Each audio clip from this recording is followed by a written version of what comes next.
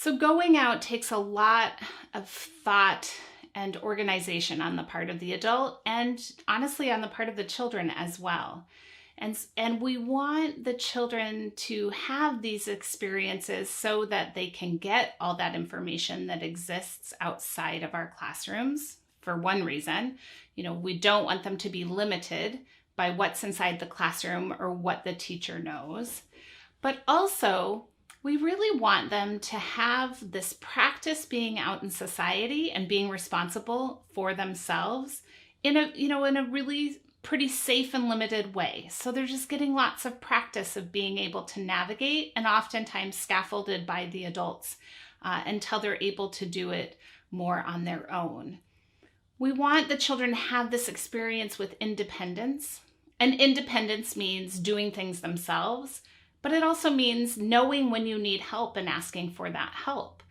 Children who can execute a going out independently are those that not only can, do a lot of that organization themselves and planning, but also know, when do I ask for help? When can I, who can help me with this question or this concern? So we have going out for those two reasons: give them more knowledge, the rest of the world, and a lot of social experience.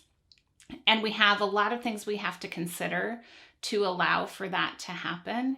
And what we want is to build a culture in our classrooms where going out is just a normal part of every day or week in the classroom. Not everyone's going out all the time, but someone's going out pretty regularly, and they get the support they need so that even though it's a lot to do all the planning, it's never overwhelming and children feel motivated and excited to do it.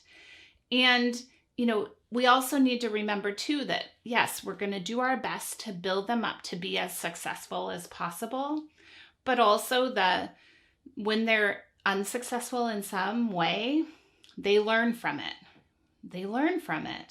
We aren't going to set them up to fail, but sometimes those little experiences of failure on those trips are the most valuable in their learning. I had a couple of boys once who wanted to go to an institution in the city, and they planned carefully for the money, but they really didn't want my help. They felt like they could do this by themselves. So I stayed back and really watched, and my assistant took them in the school van, and they got there and they found out, they had enough money, but they had to pay the parking in one of those metal things that you just put the cash in, the right amount, and they didn't have the right amount to put in. So they spent a long time. One of the boys was convinced they could find a free place to park, and they spent a long time looking and basically wasted most of their time and couldn't actually go to the institution they wanted to. And it was a great experience for those boys because, one child had wanted to get change or do any number of things, and the other one wouldn't let them. And it was a really good learning experience for both of them about listening to each other and problem solving. So they planned another outing and went again.